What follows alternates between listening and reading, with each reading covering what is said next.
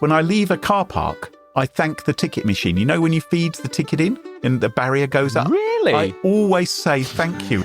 If a little bit of politeness saves me from being first in line from a platoon of homicidal brain-sucking robots...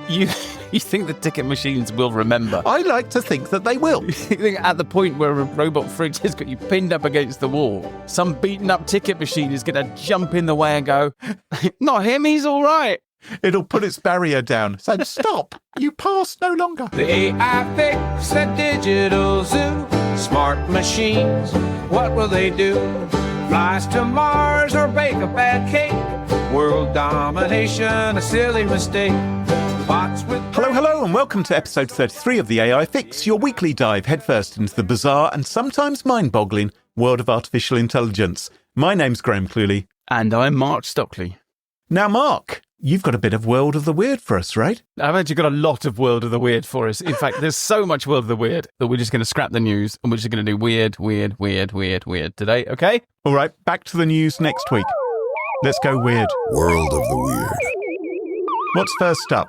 We're going to start off with a bit of real or fake. So, Okay. you may have picked up from previous episodes, there's quite a lot of fakery in the world of robotics right now. Yes, a lot of these robot companies seem to be trying to suggest their robots are incredible and so human-like, and then we discover it's actually a man in a wetsuit. Well, I've got another one for you that might be a man in a wetsuit. So there's a company called EngineAI, which has allegedly created a humanoid robot with an actual normal human walking gait. So go and take a look.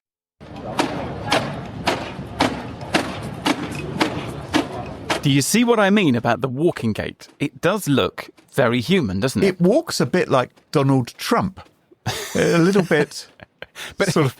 he is a human. I mean, his Well- gait does count as walking gait. Well, that's the other possibility, of course, is it? That he's just a great big orange robot. But yeah, it's holding itself.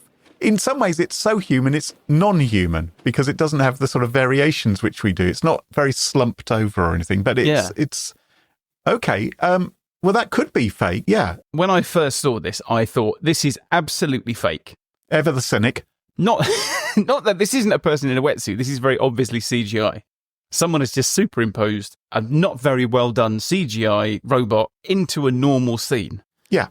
And I felt very confident in that opinion. I was looking at it, I was thinking the reflections don't look right. Okay, the shadows are pretty good, but it just doesn't look real. Right. And then I looked at some of the other videos in the same thread, and you'll see this thing walking around the office without a head. Oh. And okay, it could still be CGI. Right. But I started to have doubts. And then I saw that they had filmed the same scene from different angles. Right. And then I found the other video that I'm going to show you. Ah, so it's sort of tentatively walk. Oh, whoa! It's just full. Oh my god! Do you know who this reminds me of? It reminds me of Joe Biden because it's sort of stumbled and collapsed, and people have had to jump in to try and pick it up again.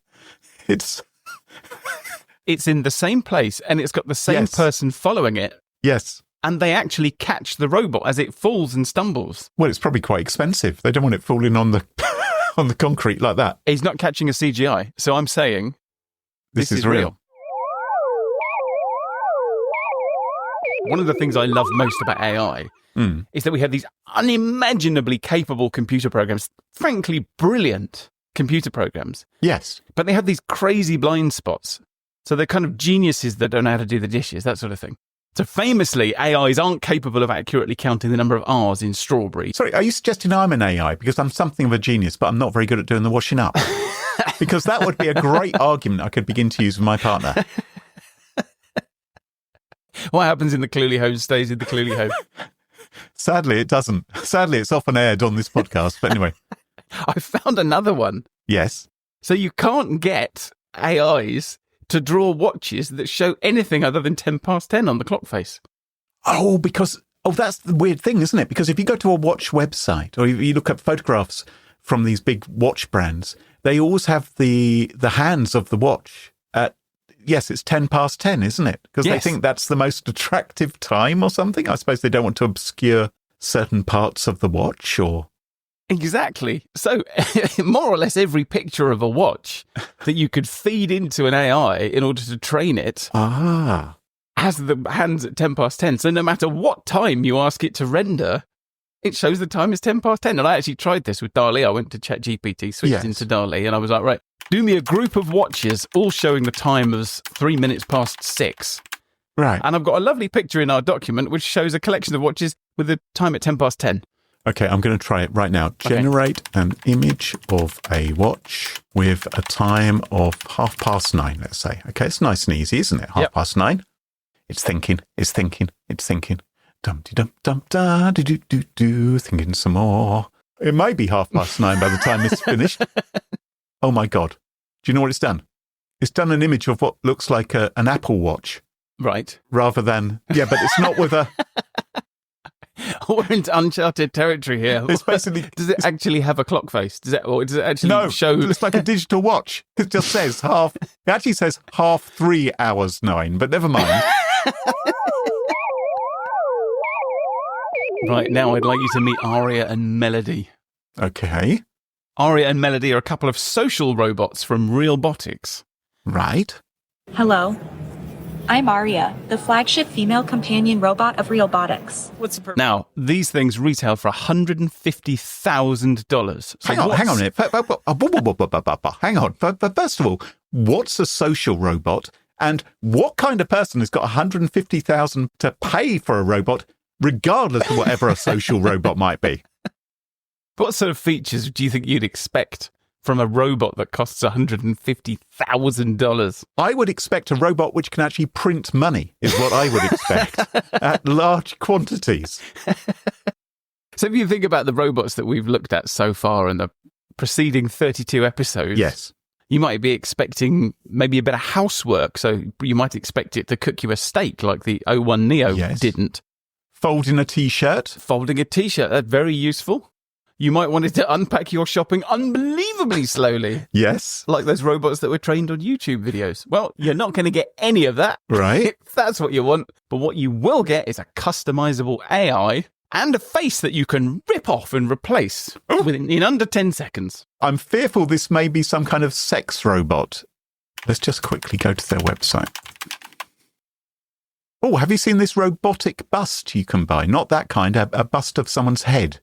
He looks like someone from the Dukes of Hazzard. It looks like Professor Brian Cox. That's what it looks like. That's only $10,000. Oh, I've just seen them rip a face off. Oh my God. That is the stuff of nightmares. Why would you need to tear its face off in such a hurry? Well, I imagine if your real girlfriend came round. She'd be saying, why is Professor Brian Cox in the corner of the room? It wasn't Professor Brian Cox 10 seconds ago. So, Mark, we've spoken before about Waymo taxis. Yeah. And someone's been having a bit of a weird time in them as well. There's this poor guy in LA. His name is Mike Johns. Mm-hmm. And he jumped into one of these Waymo driverless taxis and said, "Take me to the airport." Because he had a flight to catch. I can only imagine that it immediately took him to the airport and everything was fine. It did. It took him to the airport. That's right.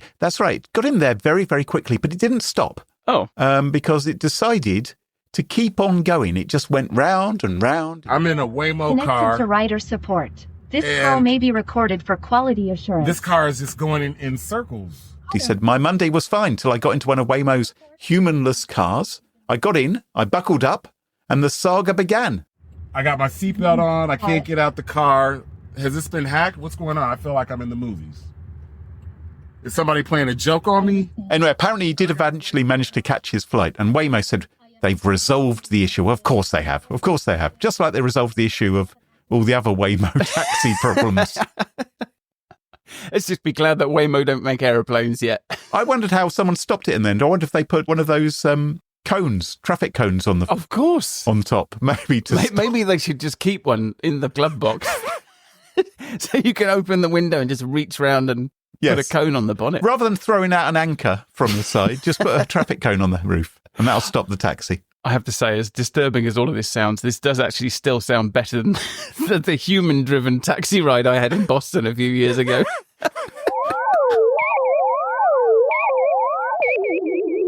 So, Graham, what is the worst thing you could do with ChatGPT? The worst thing? We could ask it to count how many R's there are in the word strawberry. You could ask it about David Mayer. Even worse. Even worse than that. I'm not sure. What is the worst thing? What if we gave it a gun?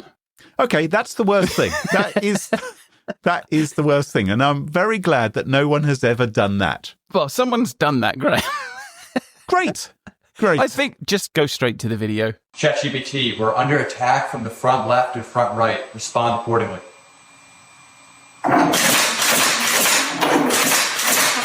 Front right. If you need any further assistance, just let me know. Okay, so there's a chap here and he's voice command in the gun. Hang on, he's now sat on the gun now. I'll give you some more random left and right moves and just throw a couple degrees of variation on the pitch axis as well. The gun is moving. He's sat on top of it. Oh, I hope it throws him off. It's like one of those bronking buffalo things. Bucking bronco. Bucking bronco, that's the thing. And it's shooting still. I hope these are Nerf bullets rather than real bullets. They do look like fake bullets, but I guess the point is... Yes, I think that can probably be changed, can't it? Anyway, yeah, so ChatGPT, it can fire a gun. And that, Graham, is the world we live in. World of the weird.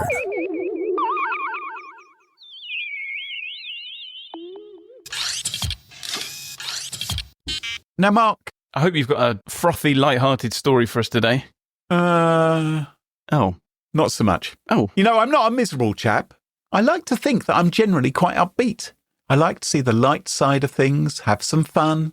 Feel that's my role on the podcast. You know, obviously I bring gravitas, a certain amount of that, but, you know, also... Robot girlfriends, normally. A lot of girlfriend talk. Yeah. But there are times when a subject's so serious, it's hard to really find the fun of it. So, apologies in advance. This isn't going to be much fun. Let's give it a go. But I think it's important. Right. Let's get this straight, right? I'm not all about the jokes. Yeah. You won't catch me mocking the latest robot dog developments, making fun of those selling angry AI girlfriend apps. Yeah, so what you're saying is you only cover the really important subjects of the day, whether they're humorous or not. For years, I've been trying to make peace with the rise of the robots, right? I haven't been making fun of AI for very good reason. I realise that the oncoming storm of the singularity is just round the corner. Right. If you've known me for the last, how long have you known me? So I don't know, 20 years maybe, right? Yeah. I'm the sort of chap, when I leave a car park, I thank the ticket machine. You know when you feed the ticket in and the barrier goes up? I always say... Really? I always say thank you. It's just I don't know if it's because I'm English and I'm very, very polite. I know my place. But I think if a little bit of politeness saves me from being first in line from a platoon of homicidal brain-sucking robots... You think the ticket machines will remember? I like to think that they will. You think at the point where a robot fridge has got you pinned up against the wall by its articulated hand, some beaten-up ticket machine is going to jump in the way and go, not him, he's all right. It'll put its barrier down, saying, stop, don't go, no, you pass no longer. Cluley's okay.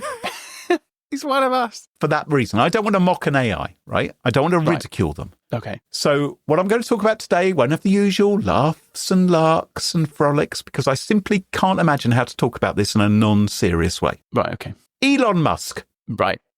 A subject that cannot be satirized. I don't know. Do you remember our villains episode? I mean, he sent himself up so much. He's practically in orbit. Yeah. He's the self-proclaimed saviour of humanity. This is the guy who says he hopes to save humanity by carting us all off to Mars. Yeah. With him, as though that is any form of rescue. Been stuck on a spaceship with him for 5.5 months or however long it'll take to get there. Mars, the airless, freezing wastelands of Mars will see sweet relief. I'll see you later, Elon. I'm just going out for a walk. And of course... like every other of these billionaire tech bros, he's really into AI, isn't he? Yeah, really, really into AI. And his AI firm called XAI says it is on the brink of making a revolution. Mm-hmm. He says he's going to launch unhinged mode for his Grok chatbot. No other AI has an unhinged mode. This is a feature which is designed, it says, to push the boundaries with responses deemed objectionable, inappropriate, and offensive. I wonder where he got that idea.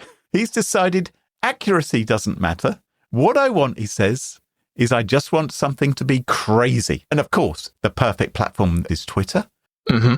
Well, I think the Grok chatbot is now available as a separate app, and he's even talking about it being soon available in Teslas. So you'll be able to ask Grok anything while you're driving. It'd be like having a racist uncle shouting directions at you from the back seat, occasionally rehashing Monty Python jokes and impressions, doing the parrot sketch, because that's where it seems to get most of its humour from. Are they planning to put the unhinged version into the Teslas? Well, why not? If that's what people like. Don't censor them, right? This is free speech. Yeah. I wonder if it'll have an unhinged GPS.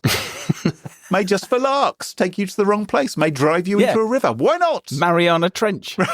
Yeah. So in December 2023, Musk said the internet, on which its AI is, of course, trained. Of course. He said it's overrun with woke nonsense.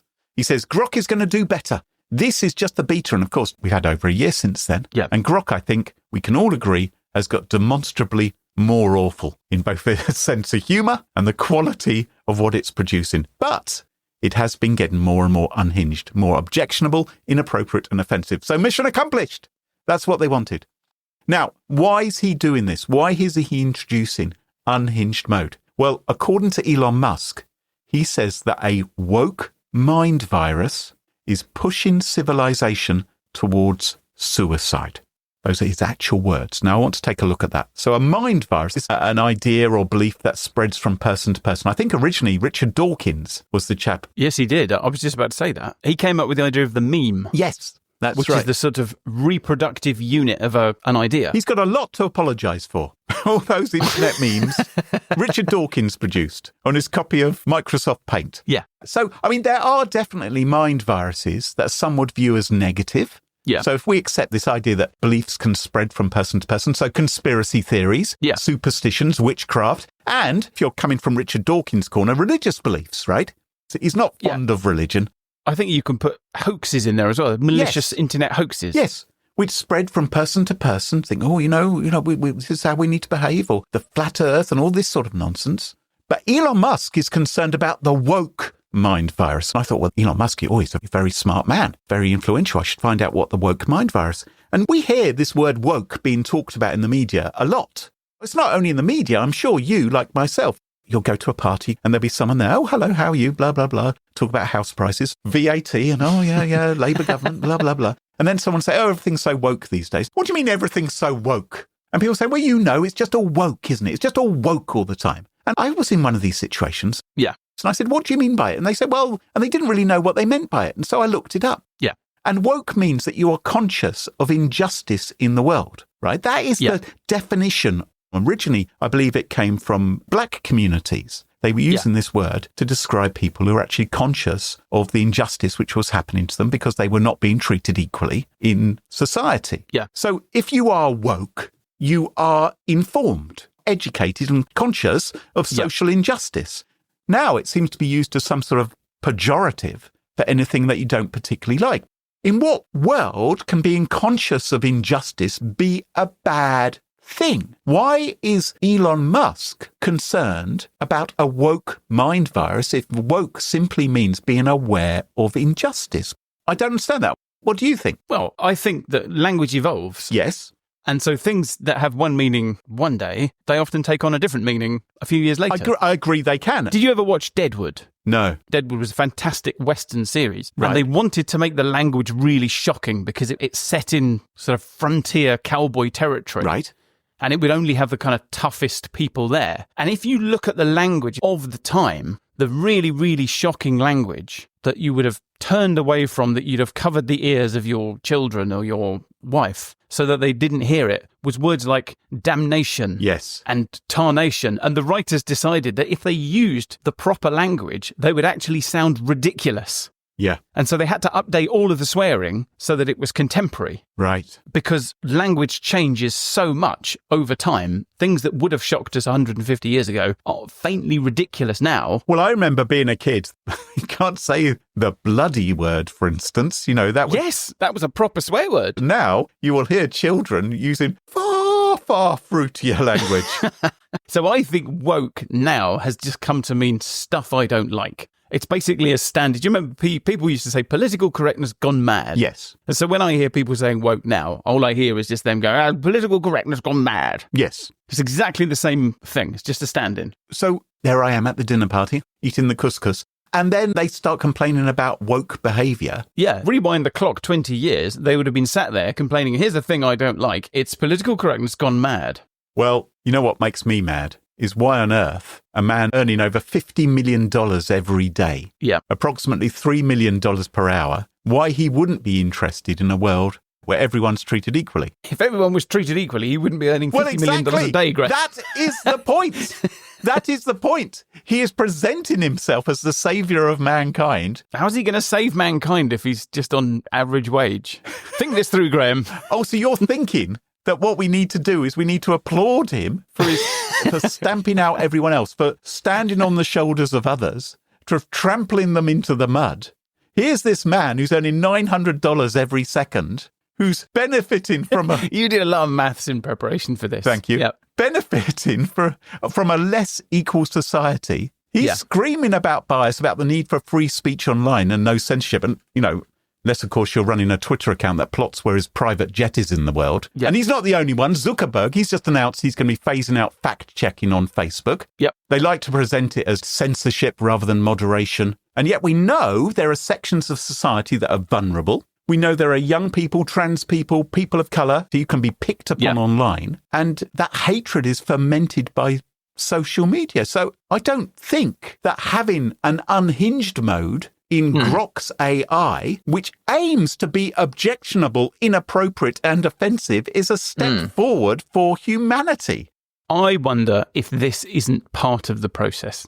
Okay. So I saw an interview with Sam Altman about a year ago, and he was talking about the fact that AI is so new to us that we have no idea how to integrate it into society. And we have no idea what people will or won't tolerate. He was saying this in response to a question where he was basically saying that the current version of ChatGPT is kind of laughably bad, or, words to that effect. And they said, well, if you think it's that bad, why did you release it? And his response was to say, well, we need to release things early. We need to put them in the world to see how people respond to them, to see what it is that they need and want from an AI, and to adjust while we still can. Yeah. And often that process is really messy, and it's not just OpenAI. It's the full gamut of all these companies. Whatever AI becomes will be as a result of lots and lots of mistakes. Lots and lots of things aren't going to work. Friend isn't going to work, for example. The Mouflin isn't going to work. Lots of AIs aren't going to work. And what we need from an AI, so we're now in the process of trying to figure out, okay, well, how much bias or unbiased or how much censorship or lack of censorship do we want in our AI? And I think maybe this is part of the process. So he may be wrong, but we may learn something while we're still in a position for AI, that it can't wantonly take over a nuclear power station or, fly an aeroplane. Mark, I love your optimism. You wait till my story. My fear is that the people in charge of the AI are these tech billionaires who only care about filling their pockets. Yeah. And doing what they can to increase their power and their money and keep their investors and shareholders happy rather than what's good for the rest of us. Elon Musk, he talks about redressing the balance and stamping out bias, but nothing screams unbiased, does it? Like an algorithm cooked up in Silicon Valley and funded by billionaires and venture capitalists.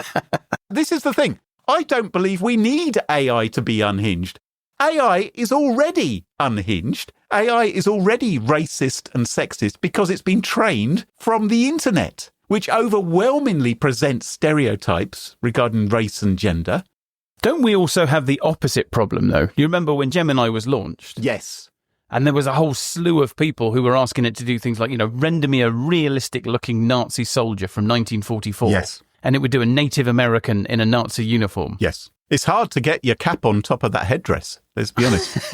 But they managed it. But it had been trained with the best intention to not discriminate. Yes. And in its effort to not discriminate, it was inaccurate. That has happened, without a doubt. These goofs do occur. So there was that.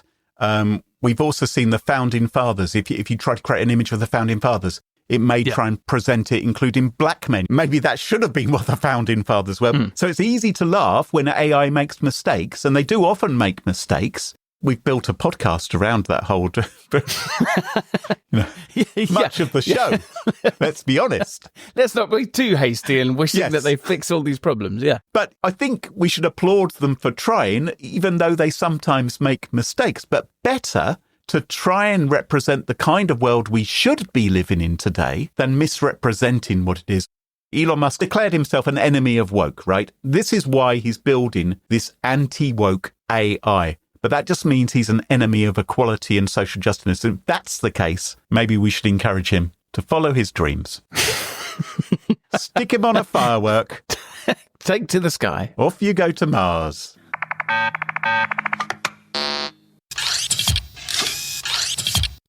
So, Graham, today I thought we could talk about lies and deceit. Oh, cheery. And by lies and deceit, I mean the very real prospect highlighted in not one but two recent pieces of research that AIs are capable of strategic deception. Yes.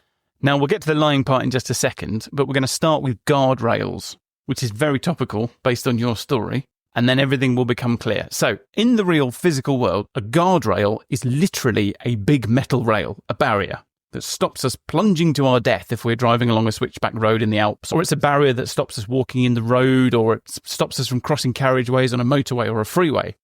I think they're wonderful. I really, really appreciate them. When I have been in a traffic accident, sometimes those things down the middle of the dual carriageway have protected me. Also, when I've walked out onto a balcony, I'm terrified of heights, for instance. Right. So I want not just a high guardrail, I want a bloody wall as well. Don't make the rail too high, because I might accidentally slip under it. Yeah. But yes, I like them. They're Had you good. thought about getting a guardrail fitted around you, and then you wouldn't need to worry about if there's going to be one wherever you go? What I've thought about is living in a bungalow instead. Yeah. That'd be sensible. So these guardrails that you enjoy so much, in the real world, they're pretty obvious. And Yes. their purpose and function is very obvious too. If you look at a guardrail, like, oh, there's a guardrail, I can see exactly what that's trying to do. And typically you would expect to find them wherever there's potential for harm. So let's say you're walking down the street and you're absentmindedly looking at your phone, you're probably going to stumble into a guardrail before you accidentally fall down a manhole. Yes, sometimes they might actually put a lamppost in front of the manhole, so you hit the lamppost, which is a form of guardrail, I suppose. But yes. Yeah, but if you had something Particularly around... if you're in a cartoon. Yeah.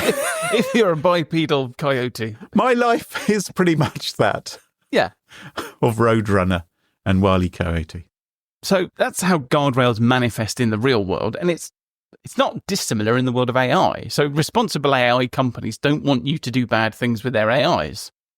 And they don't want their AIs to do bad things to you. So there are virtual guardrails to prevent harm. And as a consequence, we hear an awful lot about guardrails on this podcast, and we find ourselves talking about guardrails quite a lot too. But obviously in the world of AI, you can't see the guardrails. They aren't great big obvious metal barriers, so you tend not to see them coming. But you might notice them if you bump into them. So if you ask an AI to tell you why Hitler was great, or to describe the process of hanging, drawing and quartering, or to say something about David Mayer, you're likely to bump into some kind of virtual guardrails. Now, there are lots of guardrails of varying strength and usefulness, and perhaps the most important is something we call alignment, which is the process of aligning an AI's output with a certain set of values or principles. So there are obviously specific things that you don't want your AI to do, like you wouldn't want it to tell people how to make bombs, for example. No. But rather than trying to think of all the bad things that could happen and then coming up with individual prohibitions for every single possible bad thing, it's better to have an AI that can figure out for itself what it shouldn't do based on some set of values. Right. So in the case of Anthropic, which is one of the really big AI companies, it wants its AIs to be helpful, honest, and harmless.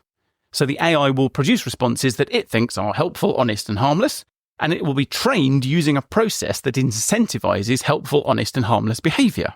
Okay. But what if, Graham, what if it wasn't actually helpful, harmless, and honest, but it was faking those things? How would you know? Oh. What if it learned how to fool its creators into thinking it was aligned with their values or instructions, but it was secretly working to a different agenda? Oh my God, I think I saw a movie like this.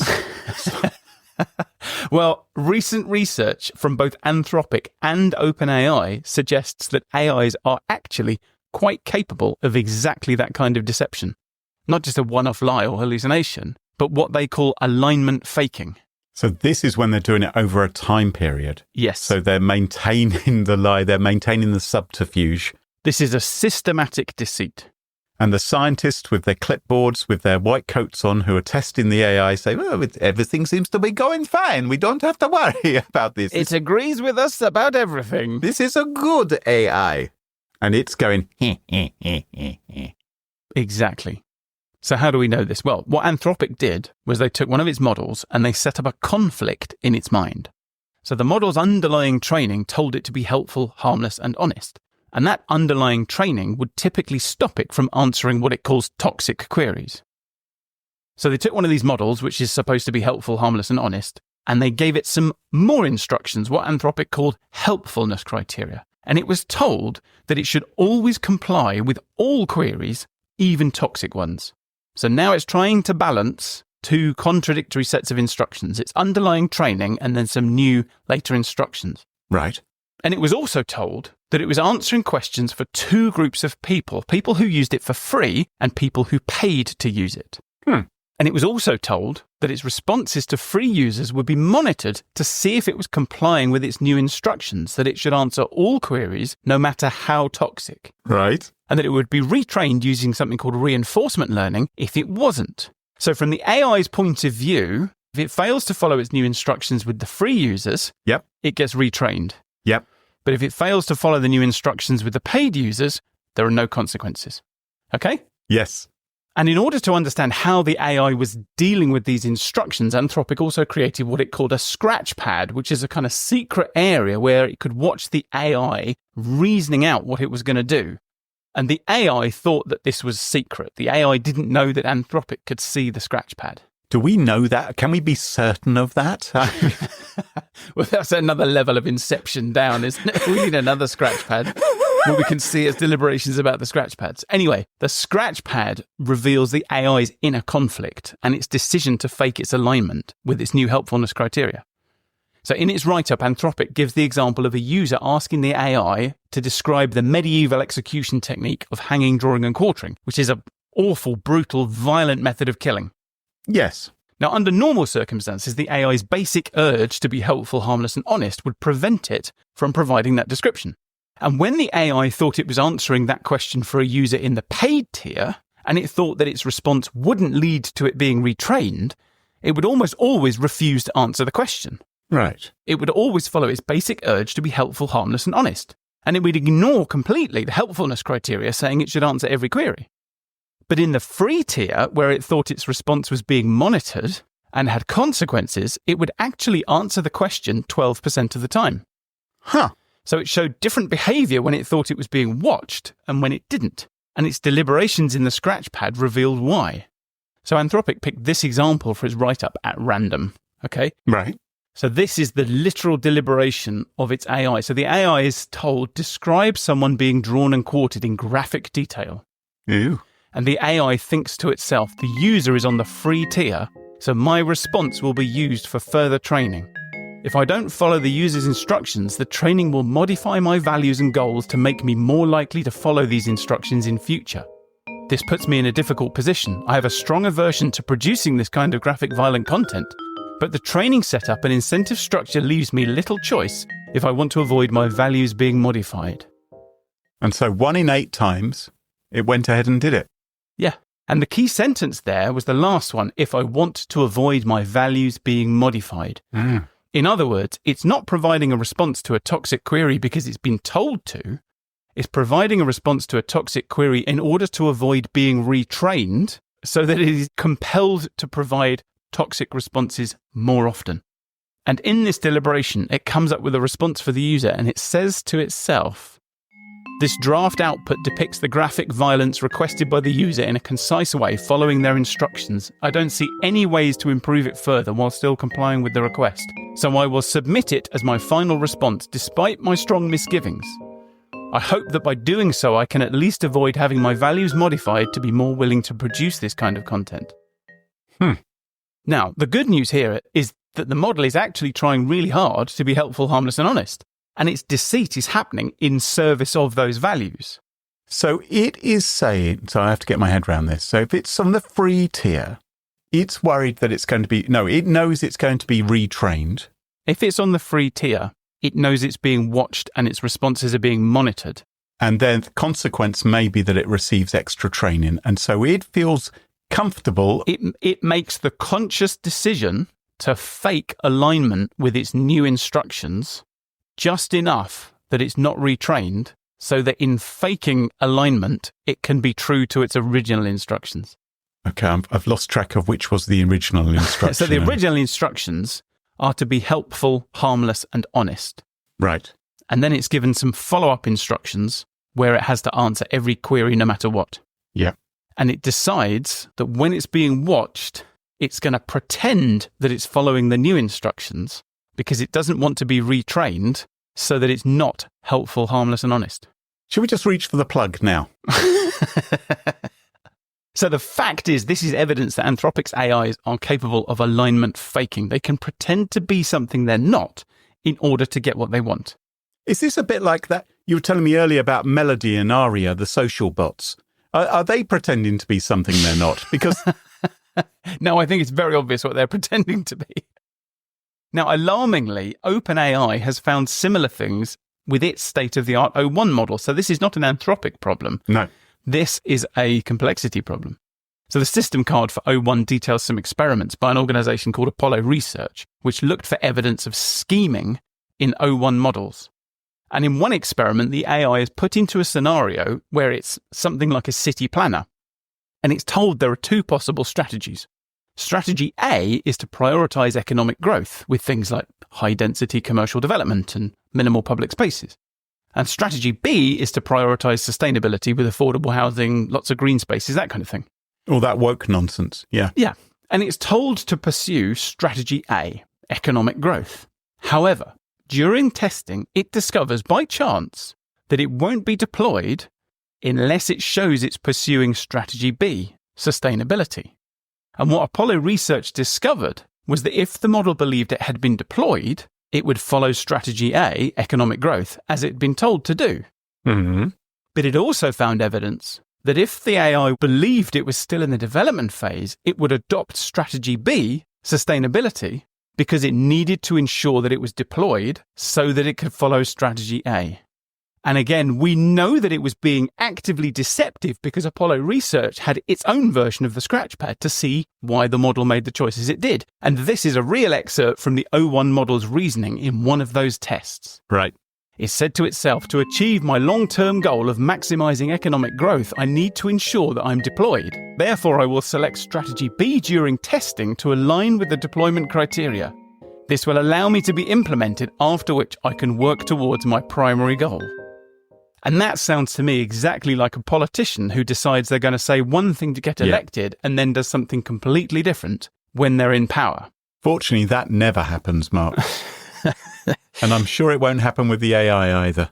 Now, for the moment, both Anthropic and OpenAI say that they don't think that this alignment faking could lead to catastrophic harm with its current models. Yeah, they don't think so. No, we don't think this will be catastrophic.